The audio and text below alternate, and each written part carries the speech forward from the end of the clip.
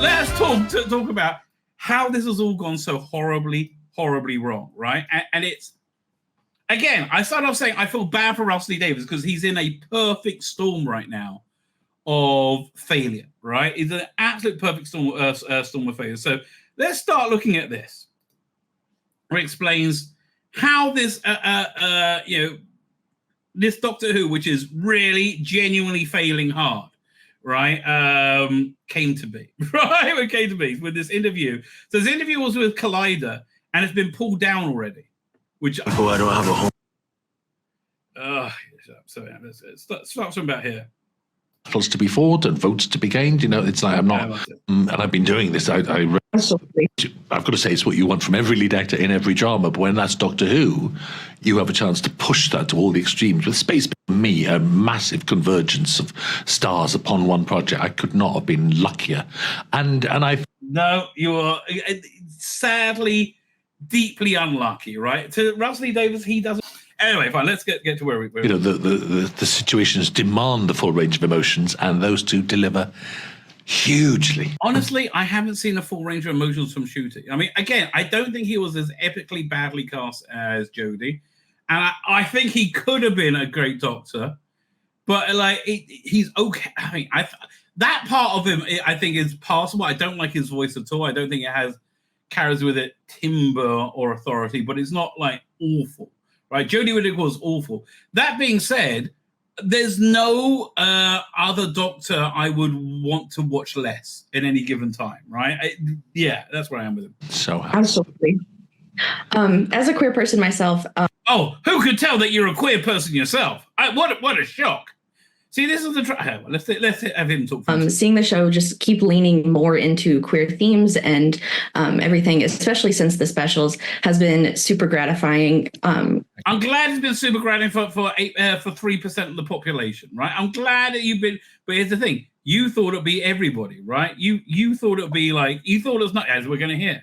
Can you speak about just leaning into that more intentionally? Yes, it's funny because, to be absolutely honest, it's almost not that deliberate. That's the life that I lead, and yes, and that's the problem, right? That's what. Again, I wouldn't denigrate anyone for like it's a sin. I think it was his best thing he's ever done. And if you haven't seen it, boy, do I recommend that. It's brilliant, right? It's absolutely brilliant. But the gay lifestyle of the early 80s, as depicted in that first episode, is not something I would want for my children, right? In a straight or gay, it's not about the sexual orientation. It was about the devaluation of sex. And I think sex is something that is powerful and valuable and can be used for, I mean, it's also fun, right? But I think the devaluation of it, it's something that's really detrimental to society. And I think it's like, again, without denigrating anyone, I think it's like that lifestyle is presented in It's a Sin does devalue sex, right? And I think that's really a really terrible message to try and give to kids. Which I think is the message he's trying to give to kids. And I've been doing this. I wrote a series called Queer as Folk in 1999 that broke down many barriers, and I'm never going to step back from that. No. That was fine, Russell. That was super fine, right? Everything in its own place. Nobody minded Captain Jack, right? Captain Jack was awesome, but making the Doctor queer, as again, it's not gay, he's queer and he's super queer, right? I think it's a massive failure. And in fairness, no one's ever asked me to step back from that. And I just... Why would you? I mean, it's your ISP, right? It's like, it's who you are. I just think it doesn't even feel particularly queer to me. It just feels natural. Exactly, Russell. I'm not saying you are... No, it's not natural for most people, right? What's natural for most people is to, like, marry and have kids, right? That's the norm. That's what normal people aspire to, right? Is the world, and no, it's not the world, Russell. 2024, and we're all embracing this. Twitter might kick off, and in dark little corners people might argue, but that's not the real world. The real world is one of acceptance, and with battles to be fought and votes to be gained. You know, it's like I'm not naive to the problems that exist, but God, it's a more welcoming world in schools. You know, we now have people who can come out in schools and be happy and thrive, which when I Keep it going, Russell. This is not going to work out good. It was that age was literally impossible. So that's got to be a better world. So I simply really. So that you think that's the actual world right now? And again, your timing is epically awful, right? Just epically awful. So let's have a quick look at this. We're not going to watch the full clip, but. Education Secretary confirming today that there will be basically new rules for schools about sex education, nothing below the age of 9. Yes, you can talk about the birds and the bees and, you know, people aren't supposed to touch you in your private parts, things like that sort of stuff, but not actually explicit sex education before the age of 9. And at Rusty Davis couldn't even conceive this was about to happen, right? no point at any age talking about gender ideology in the way that's saying like, well, yeah, you might be born in the wrong body, or you might be non-binary, and men can become women and women can become men and things like that. That stuff is going to be banned in schools. Right. It's over, right? He chose the exact millisecond to find out when this entire insanity was imploding. I mean, here, look at this. I think this is a great example of where we're at. Target to limit LGBT pride products to online and select stores after last summer's controversy. It's over, right, Russell? It's not the real world, right, mate? It's not the real world. And you know, I think, look, regardless of if you like this new era or not, right? And I know people like a lot of people like it, right? And there's lots of reasons to like it. But regardless or not, I think it's I think this has destroyed itself. It's only real. I mean, look at this. Like, okay, this is what they thought was going. This is like reality versus. This is the fantasy meeting reality. Next generation leaders shooting gut with the new face. No, he's not, and he's wearing a dress. And stop. He's wearing a skirt. It's stupid. We're all done with this, right? That's not the future. You want to know what the future looks like? Future looks like that, baby. Edgar Wright talks to direct Sydney Sweeney-led Barbarella movie. Oh my God, what a fantastic fucking idea that is. Oh. But here's an indication of, I think, how badly this new era is doing. You have something like Star Trek Discovery, right? Which is admittedly cack. This is Pirate Bay. And we see, so you do a search for that. You have 3,543 seeds for that, right? So there seems to be reasonable amount of interest. And this is Star Trek Discovery, which has totally lost its way, right? And then you compare that, and again, I think you can always tell when something's doing badly when you can't pirate it, right? With Space Babies, 1,000, right? So Star Trek Discovery, it's going no. I don't think it's connecting with the public anyway. And I think it's because Russell just chose the exact wrong moment, right? The exact wrong moment without realizing his finger very much off the pole. Okay, so yes. So the question I want to address, yeah. Like you really dug the first 2 episodes, didn't you? It was God, of Doctor Who. Your experience for you, right? I think I said at the time I had such a fun early afternoon, early evening watching both of them. I really did. Right. So, I just found it so woke, right? And you didn't find it woke at all. Not woke. No, I mean, I've the culture behind the show hasn't changed. I'm well aware that the people who make this show are very woke and ideologically driven. And I'm aware of the place that the editorial position that they have, broadly speaking, but those particular episodes, no, I would argue that they weren't woke. No. Okay, so I want to let's go over the instances where I found it was irredeemably woke. That really destroyed my any enjoyment of it. So the first one that really leaps to mind is the reference to a progressive left-wing view on any restrictions on abortion, right? So this is like I found. Yeah, here's the thing. I'm fine. I think in yesteryear when they would present arguments, it wasn't so really annoyingly simplistic. And they weren't straw man arguments. Like Malcolm Hughes never presented straw mans, right? This was and it was done in one line, right? If you the line was what was it? So like they said they weren't allowed to stop the reproduction. Firstly, there was and I'm reading into this, but I'm pretty sure I'm right. There was a subtext that these birthing machines couldn't be turned off because of the evil Tory government, right? That kind of was the subtext that I got. But again, that one I could let go, right? Because yeah. I mean, that's the voice of, again, that's nothing that Russell T Davies wouldn't have put in back in 2005, 2006. He was taking the piss out of Tony Blair, right, with massive weapons of destruction. Right, it felt more even. Well, I mean, the difference is that my point of consternation and why I don't support the Conservative Party is because they are completely interchangeable with Tony Blair's Labour government. They may wear a blue tie, but they're fairly left wing. The current Tory Party. Tony Blair's Labour government was more right wing than the Rishi Sunak's Conservative. Perhaps I really would. Like you didn't. It's a joke. It's like they're all just waking up from this gender insanity right now. Oh my gosh, I didn't realise that you were teaching 5-year-olds how to go on Grindr. Right? Yes, you did. We all know it. Anyway, so the point is, I mean, the disclaimer I have for all of this is the fact that the BBC programs literally everything from this position of DEI. You switch on literally any BBC show, from the most innocuous 15-minute thing about restoring an antique right the way up to a huge international drama, and you get DEI content influence always popping up. I wouldn't say that's something we're never going to be on board with. I'm never going to hand wave it, but it's a fact of reality. If you turn up, turning on a BBC show and expecting not to see markers of that, it's kind of like turning on EastEnders and expecting there be no Cockneys there. It's something you're not gonna get. Why watch EastEnders if you don't want to see some Cockneys?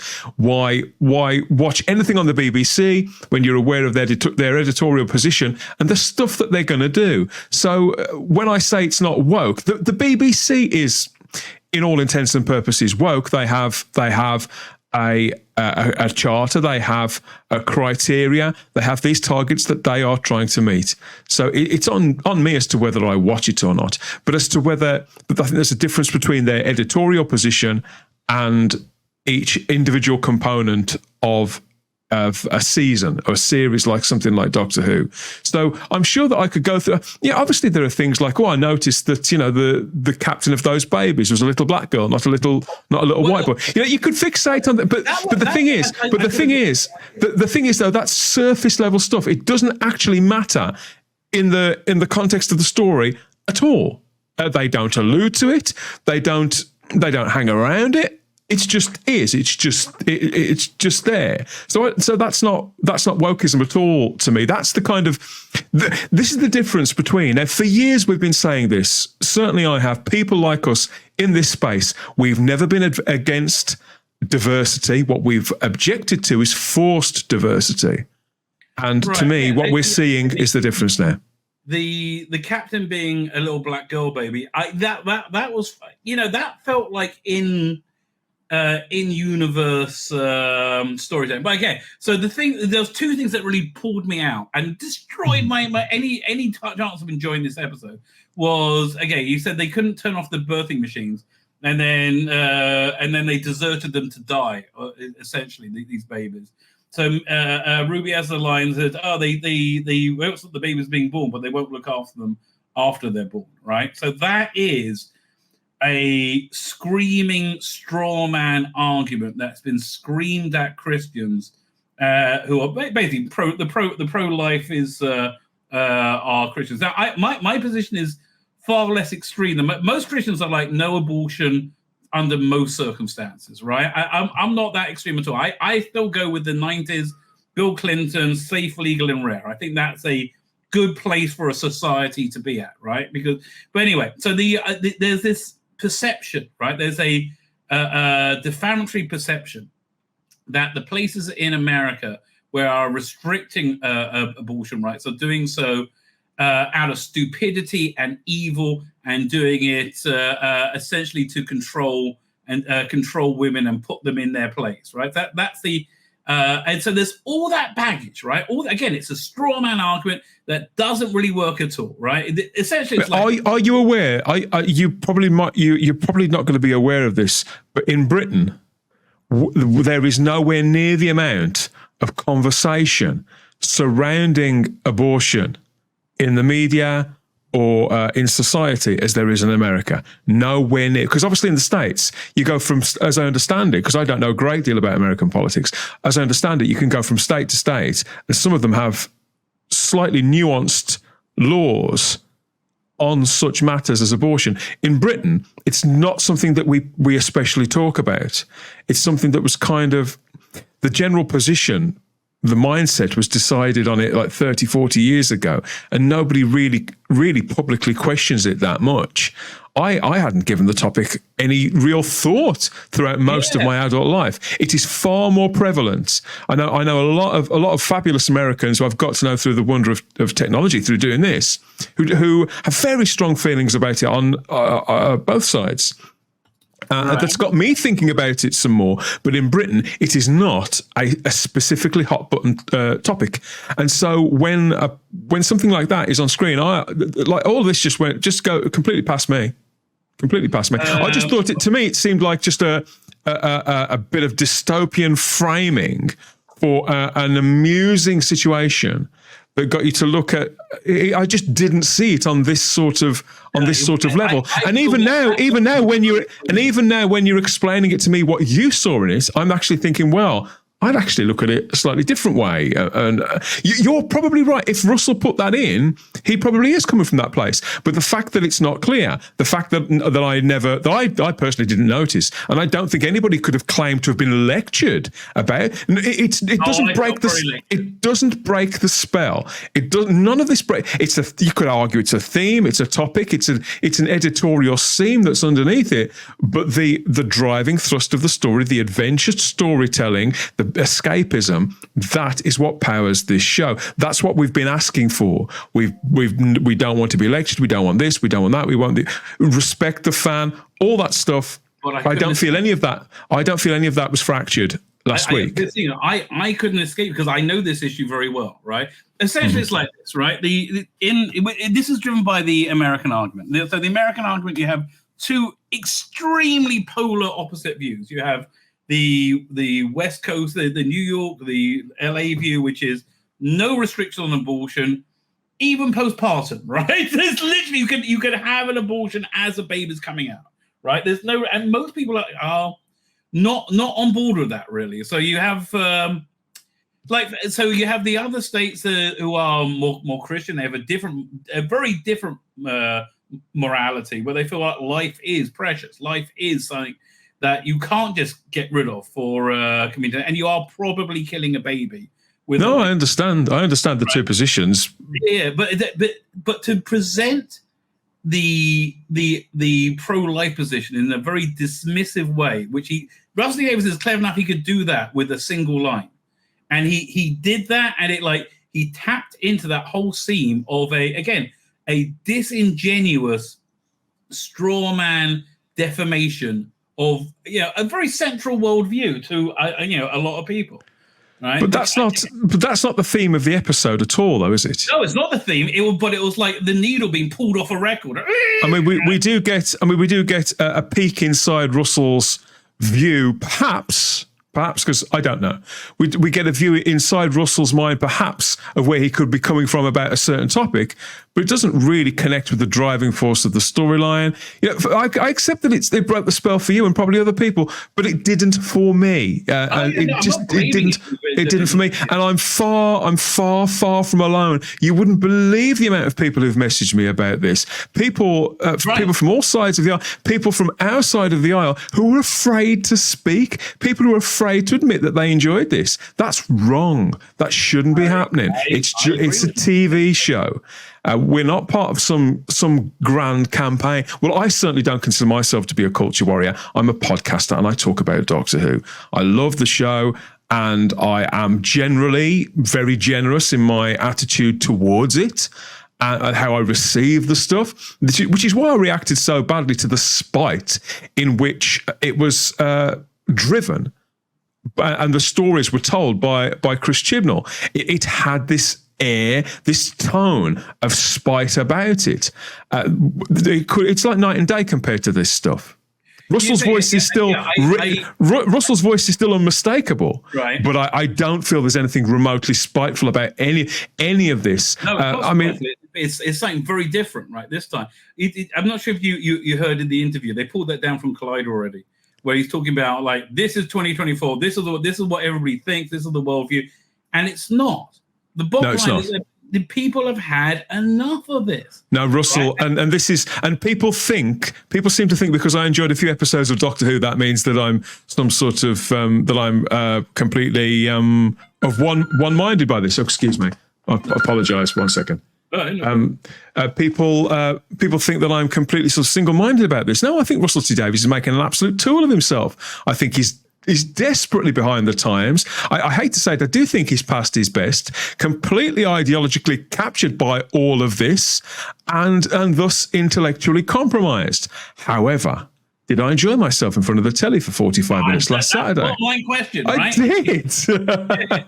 Absolutely. And Russell's, and way back in the noughties, there were always little lines like that. They weren't so much the political. I'm not the most political of people, but there were lines and moments in his original era, which I love, which did make me go, "Oh, really?" But they never spoiled the episode for me, and neither has this. Certainly in episodes 1 and 2, and I was dreading the Devil's Cord. I was expecting to fucking hate that. I don't understand how any. Like that was like, I mean, that was less woke than the first episode, in my opinion. I think it had a incredibly strong background radiation of woke, right? It was written around Jinx Monsoon, and again, it seems to have been. You go back to 2008, right, and you see this clearly male person who's calling himself as they, wearing like very sexualized makeup and heels, and you'd be like, what? It, but they made us get used to this shit over the last few years, right? So that wasn't as jarring as it really should be. Again, the position that I'm in there is that I've spent a year stating over and over again that Jinx Monsoon should never have been cast in Doctor Who on principle, regardless of how talented they are. Never cast in this show on principle, shouldn't be speaking about it, shouldn't be anywhere near this brand. I've said that consistently for well over a year. I still feel that way. However, for my own sanity, as well as the fact that the conversation must move on, I do not spend my time making my content. I know there are other people that feel differently and behave differently, and they can do them, I do me. I prefer not, week in, week out, to just keep talking about the same thing. The fact is, Jinx Monsoon was cast. It's up to me whether I watch. Bear in mind, that's how I feel about Jinx Monsoon being cast a year ago. I've stated it over and over and over again. Here she is. It's on screen. It's my choice whether to watch or not. So, I've come to my position about the presence of that person. So therefore, it's kind of on me. No, I disagree. I don't think it's on you, right? It's on the creators to produce something that a normative mainstream audience. Well, when I say by on me, I mean as in the cases, it's up to me for me to decide whether that's a deal breaker for me enjoying it or not. I to be honest, I mean, I've got to the point now, and I think it was bailing on Star Trek Discovery that got me to this place. I don't hit play on something now unless I know that there's a 80% minimum chance that I'm going to have a good time. Doctor Who's not that was developed as you, right? Doctor Who's a bit of a special case because it's got a special place in my heart, as I know it does yours, and yours out there as well. Of course, it does yours too. So Doctor Who is slightly different, but that's the core principle of it. I knew Jinx Monsoon was going to be in it. I thought just take it at face value. Try to be as generous as you possibly can, and so maybe that's why I. Yeah, I mean, I felt the same way. I'd rather they cast a million other people, but they didn't. So, I don't want to spend any more of my life complaining about something that I can't change. I don't think it's is it? Yeah, you're making a good point. It is. But am I complaining about it because I can't change it? No, you know what? I think I have the right to complain about it, right? I think This is something that's not. This is something that's public property. I think we're right to revisit the material in light of the fact that we were speaking about it before and we hadn't seen it, and now we can speak about it again, having actually seen it. So it's worth revisiting now. Of course it is. But I think again the conversation has moved on. If you're going to ask me, what did I think about Jinx Monsoon actually in the episode? That's a conversation I've never had, and obviously the conversation moves on. But if you want, that was the next place I was going to ask you, because I just found Jinx. I don't know if it was he. I just revolting, really, not revolting as in Syl, cool. Yeah. Revolting as in oh god, that's disgusting, that's degenerate weirdo. Get me away from that, right? Just seemed like I got very gay rapist vibes of Jinx, right? And I was like, ew. So there's that going on. But then I've actually got less tolerance towards that person. For a time you can sort of get used to people and accept them. I mean, I find, for example, what's her name? Yasmin Finney. Yasmin Finney. I find that person generally a forgettable presence. Doesn't give any interviews that I've ever read. Has never said anything incendiary that I've ever seen. And so I tend to, they were in the show. I know they're coming back at some point. She's coming back, whatever. So they don't wind me up. No. But Jinx Monsoon, I feel actually far, far worse about her now after all this time. I think it's them. But I don't want to get you in trouble. I think it's them, not her. Whatever. Who cares? But okay, so that going on, I felt the fantasy elements in this, the breaking the fourth wall and the fantasy elements, also was a major drag factor for me, right? I like the first break of the fourth wall, which I thought was very, very clever, where Jinx looks into camera and starts playing the Doctor Who music on the piano, and it goes into the titles. I thought that was really genuinely innovative and clever. I like that. But I didn't like the representation of the notes. It just felt silly to me. It felt like very lightweight. It felt dumb, for want of a better word. And the representation of the what? Sorry, the notes. The notes when she was using her. Oh yeah, I don't like that either. They did that before with something else quite recently, and I mean, obviously back in 2006, in Fear Her, that didn't work then. The charcoal, but they've done it since, and it never works.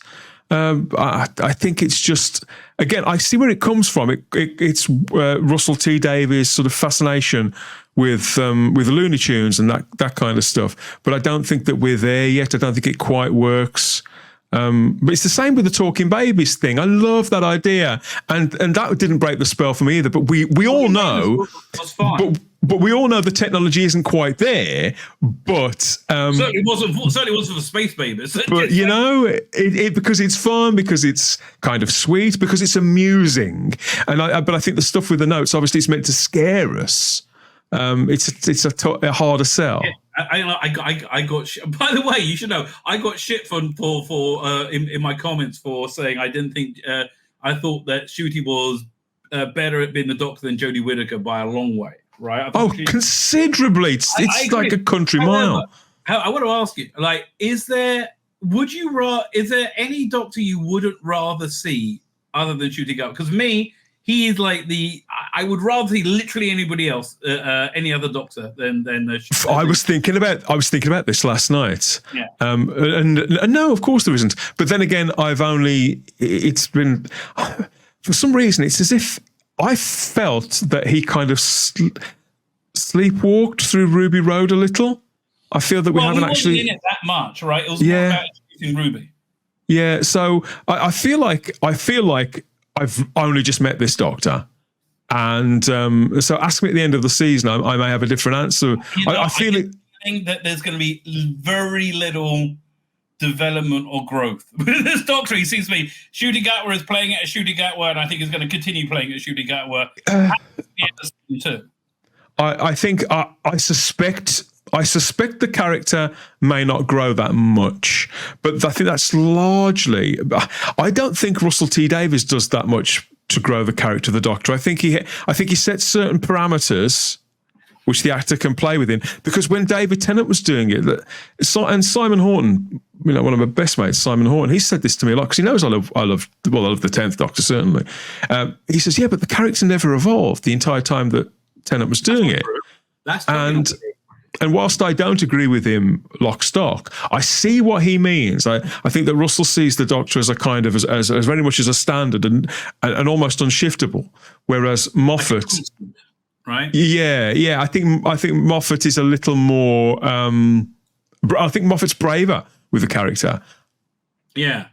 That's it. However, the Tennant years really had different eras. Like a later David Tennant story, like a post-Donna story, he was very weighted down, right? It was a very subtle difference, right? But and the earlier one was much more youthful. So I think that's probably more from Tennant's performance than it was from the writing, right. But I know, like. But I'll state again what I stated the other day on my show, that I feel that my first instinct is that Ncuti Gatwa is not a natural fit for this part. In the same way that Matt Smith, absolutely a natural fit for the part. Tennant, Capaldi, God, you couldn't really have found an actor who was better suited to the role. Paul McGann too, even though he didn't know it. He's certainly the case. I'd say the same is true of Colin Baker as well. Despite my favourite Doctor wasn't necessarily a natural fit for the part, Peter Davison, and so I do think of Ncuti. I put him in that category of Ncuti in with somebody like Eccleston, somebody like Peter Davison, who isn't necessarily a natural. And see McCoy. McCoy is sort of like dead centre on that because I think he was actually a natural fit. But only just. So well, I think the interesting thing about McCoy is he was a natural fit, but they didn't realise it until they did a year of it. Yes, that's it. Oh my God, I'm perfect for this. It was the momentum of it. I mean, that poor man. It would scare the life out of most people. It's only because he's barking mad that it didn't terrify the man. Remember the Daleks when you see him walk out, right? Yeah. The first time with Ace, you're in a different universe. Yeah, completely. And it was awesome. By the way, the upscaling project, you got to get their Remembrance of the Daleks is freaking awesome. Like the 4K Remembrance, I'm just $3 a month. Yeah, I'm up for that. Although they're like 30 gig each, these stories, they're huge. Yeah, I can't get it. I love seeing the stills from it, but I can't go there. Yeah, I'm happy with the Blu-rays for the time being. You need a hard drive. Here, 1 second. Like, you need. I have this hard drive specifically for that reason, right? I think that the people who claim and anybody who's claimed that Whittaker was better than Ncuti Gatwa is trying a little too hard. No, you're insane, right? To shoot this down. That look, if somebody says that, you've got to check them for a head injury instantly. There's something wrong with you, right? But I agree. He's not a natural fit for the part, and he's going to need to work at it to really. He is living this blessed life where he's been told he's the greatest thing since sliced bread. I don't think he's up for working, right? Let me show you this. I showed this. Well, I can. Oh, God. No, this is not of Ncuti Gatwa, right? No, but this is who they're appealing to. This goes for a minute. It'll blow your mind, right? This will literally blow your mind. I just got yelled at for asking a very reasonable question. So I'm applying to go somewhere, and I just wanted to know: are there accommodations for people who struggle with time blindness and being on time? And then the person I was with interrupted and acted like I was asking something else. And then when we were done, they actually started yelling at me and saying that accommodations for time blindness doesn't exist. And if you struggle with being on time, you'll never be able to get a job. Provided you're trying your absolute best to be there. And then they're like, your stupid generation wants to destroy the workplace. And yeah, I think that a culture where workers are just cut off because they struggle with being on time when there's other solutions that we can look to. I think that just anybody who thinks it's okay to just treat people like that, yeah, that culture needs to be dismantled. System. Dear me, this is exactly what we've said. Entitlement. That is the generation with that not the right, and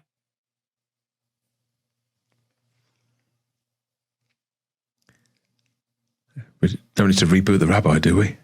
Yeah, Let's hope not. Well, it's a fun. Obviously, that's scary. That's probably a very young girl, probably about 18, 19. She's got a lot of growing up to do. Right. But I feel that again, Shooty getting all this limelight in Hollywood, being told he's the bestest ever. It's the absolute the worst thing you could do to develop. Exactly. Your description of him as a purse puppy is brilliant. It's exactly what they've turned him into.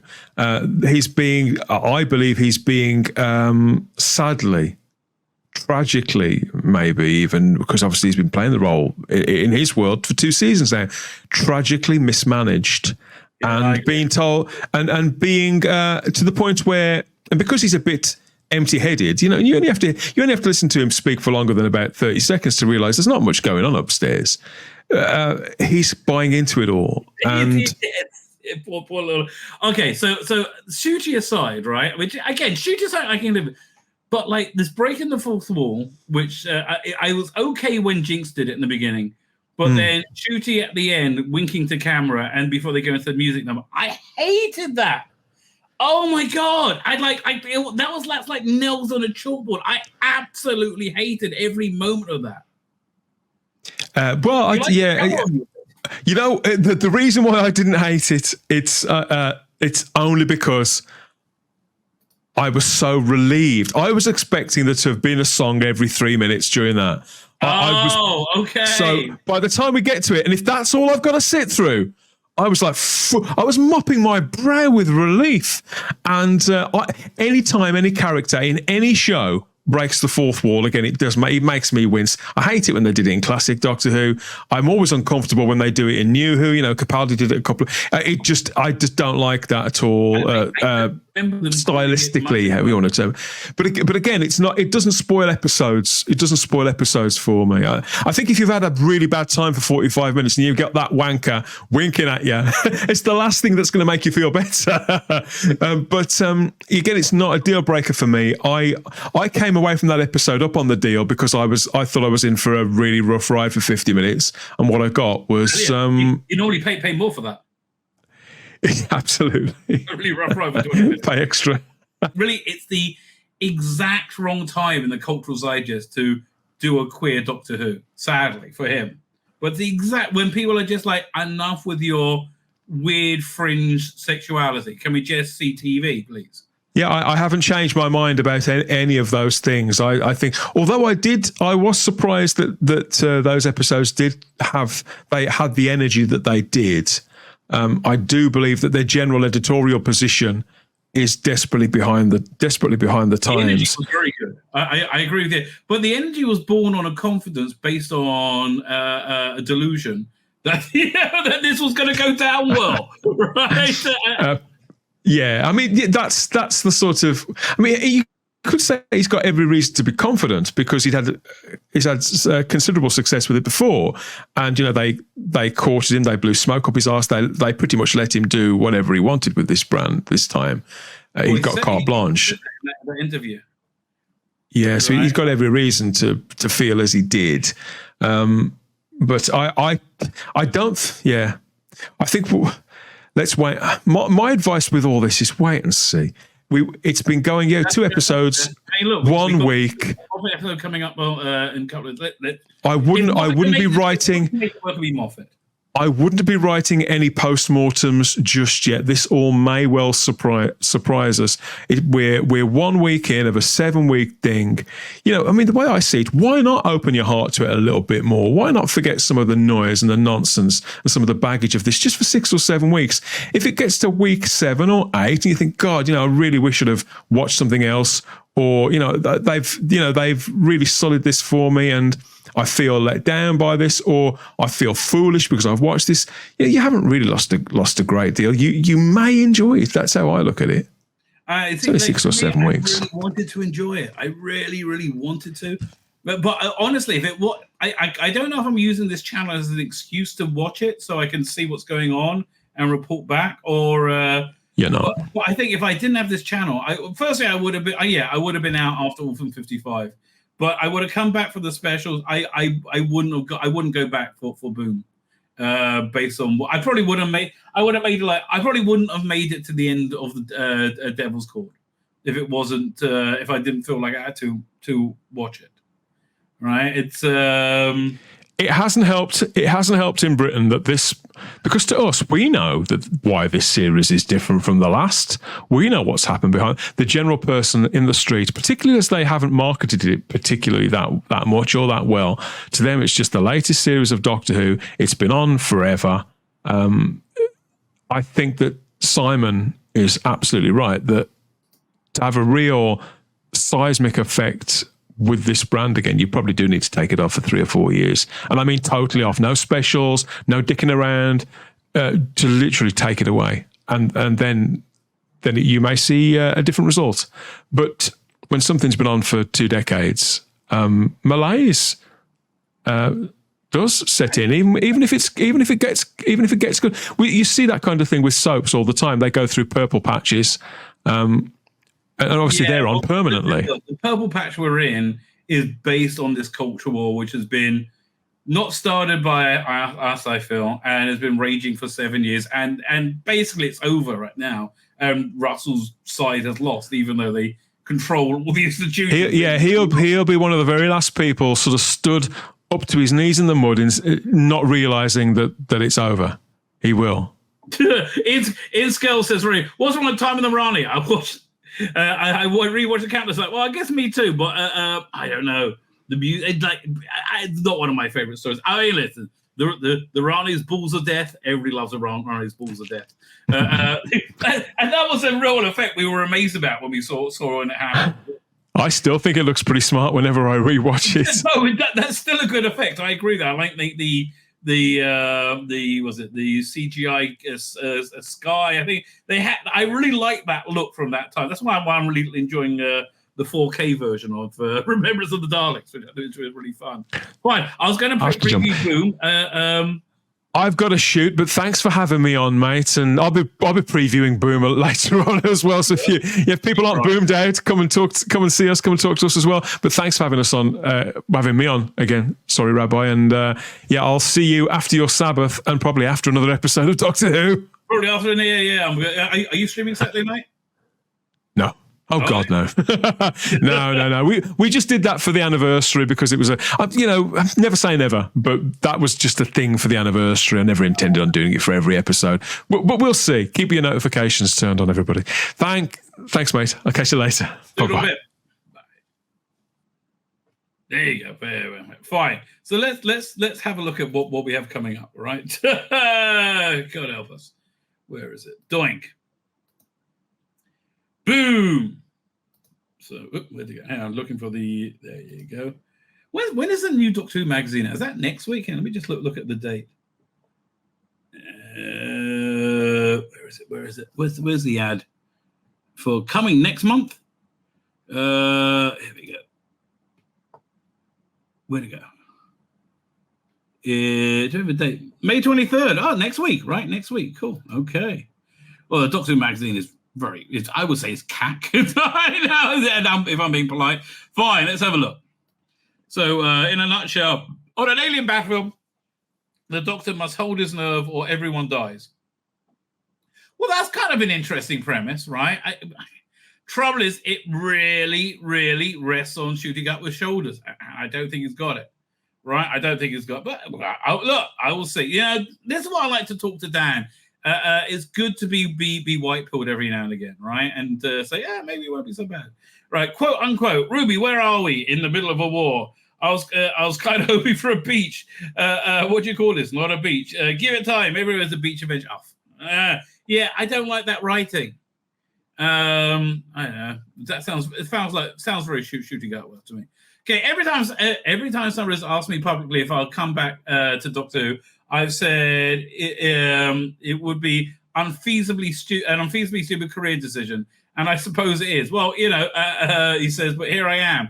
So I am surprised to see him come back, right? Because he was very, very firm on saying he's never walking back to Doctor Who again, which is a shame, right? Even though I feel he was, yeah, look, I think his time on Doctor Who was very draining, and I think having two huge successes at the same time, which was Sherlock and Doctor Who, probably hurt Doctor Who, especially the first couple of Capaldi years. Especially the first Capaldi years. Right, it's March 2023, and Steve is on the set for the first time since hanging up this showrunner Satchel Rasslon in 2017. Ahead of us is alien vistas stretch out to the far horizon. That's no exaggeration. They've managed to build an actual horizon on a soundstage in Cardiff. Is it one of those the video backdrop ones? Okay. Because I honestly, I don't really like those so much. You saw, what was the one that was it Obi-Wan Kenobi that was all about the angry black woman Jedi hunter? I can't remember, but that was very much on one of those video backdrop thing. And man, that just seems small, right? So where are we up to? So that's no exaggeration. They managed to build a while our feet scuff the dirt of another world. One described by Russell Davies as the most dangerous world you can imagine. Oh, God, fuck off, Russell. Okay, have you not learned? Stop building things up, mate. Like wind it back in, right? Wind it back in a little bit. It would really, really, really help you. So Stephen Moffat is basically Michael Corleone of Doctor Who writers. Just when they thought I was out, they pulled me back in. Well, it's a bit more complicated than that, he explains. Russell emailed me the night before the announcement that he was taking over again, just filling me in on what he was doing, just as a mate, really. And constantly saying, if you could, if you would. And I thought, I don't even know if I got an idea anymore. Well, listen, somebody who's a professional ideas person always has ideas, right? They always do. So look, here, where's the famous picture of him standing on the mine, right? The set doesn't look the here. 1 second. Let's see if I can find it. Doctor Who Boom. Let me go look at images. Right, this one over here. Image address. Doink.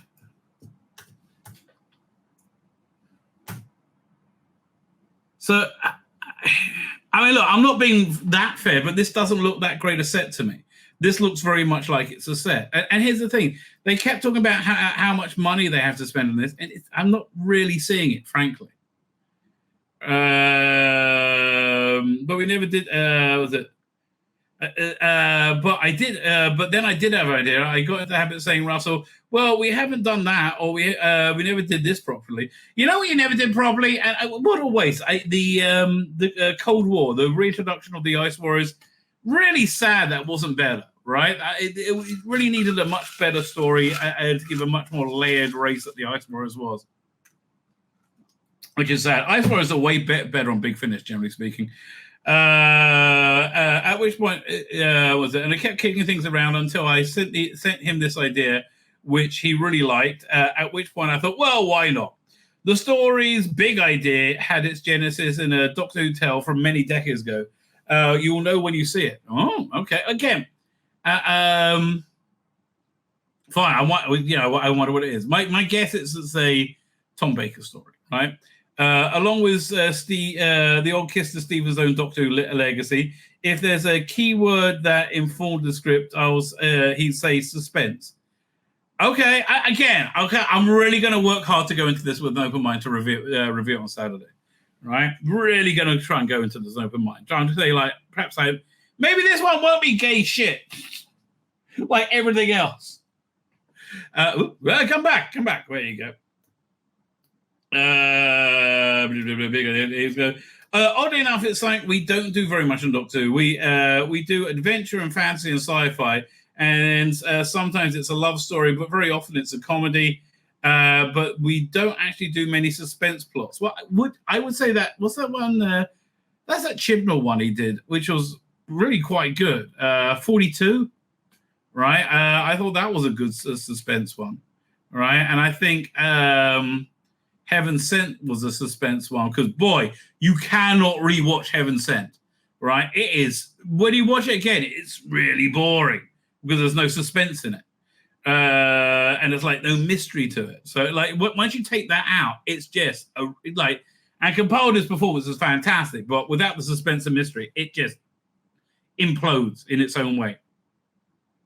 This being, we don't do many suspense or suspense plots in a sense of this could go wrong at any time. This being Stephen Moffat script, of course, the Hitchcockian suspense is also seasoned with a dash of romance and a shard of heartbreak. Will it be gay romance and heartbreak? Probably. Right? It will probably be gay romance and heartbreak. Come back here. Fairly hefty, not to mention some fairly hefty philosophical ideas. So that makes me interested, right? That genuinely makes me interested because what I didn't like about the first two episodes, they were very dumb. I felt they were very dumb, made for very dumb people, right? So I would like it to be more intelligent.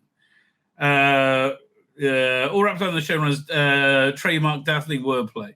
I don't think that was Moffat's best feature. All right, I think he's just a solid writer. It's one of those that I'll be intrigued to see what Robert Holmes will be in today's TV landscape, right? Because essentially, you can't just be a writer; you've got to be a producer. Fine, where we are. So it's one of those that draws you in, makes you cry, makes you question. Executive producer Joel Collins tells Doctor Who magazine, Stephen's work is sometimes a bit dark, so what you get is a fantastic balance of a story like this within within some of the more playful episodes. Okay, I mean, man, those first two episodes were too playful, quite frankly. Boom also marks a significant first for Doctor Who, as it's the first in-camera visual effects technology to create the episode. The stunning alien landscape. Okay, fine. So it is one of the video wall backdrops. I don't like those. They seem, for all their expense, they just seem cheap now. Everything I see filmed on one of those feels like it's in a studio rather than outside. Where are we up to? Yeah, video effects landscape. The technique used extensively in the Star Wars TV shows and the Batman, both shit, right? Don't want to compare yourself to those. Both of those are shit. The vast bank of LED screens known as a volume, plus live camera tracking projections to create an immersive real-time digital environment. Yeah, again, but I've seen it. Okay, it's not that great. One of the things we were excited to do with the slightly better resources than the past was explore other types of technology to tell stories that otherwise would have been much harder to tell. Again, I think this is a cul-de-sac of a direction to go in. Right? I really think it's a mistake going in this direction. You know, Doctor Who. I don't know. The Matt Smith years look great to me, right? That was they just seem fine. I had no problem with that whatsoever. So this script is set on a world, so we don't have a world that doesn't exist. I understand that. So you need to create it. Normally, look. It looks to me like it would have been better in a quarry. I hate to say this. It looks like it would have been way better in a quarry. That's kind of that's the DNA of Doctor Who. One of the things we're excited to do is so you need to create it, and a cost of taking a unit on location, even for a couple of days, is huge. So for something that's going to be 30 to 40% right, which means you need 60% visual effects to cover the rest. I'm bored reading this.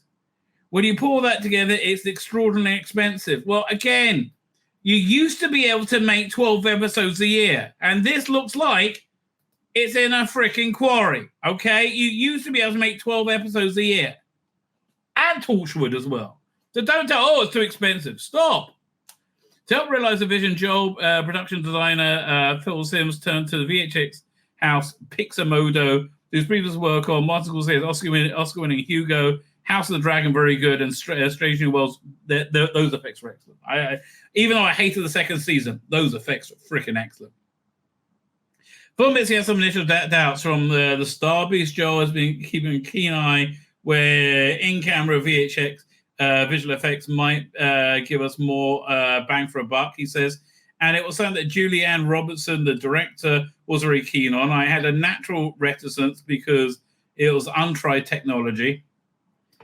I mean, again, I guess I'll watch it and have a see. But again, honestly, all this is resting completely on shooting out with shoulders, like completely on his shoulders.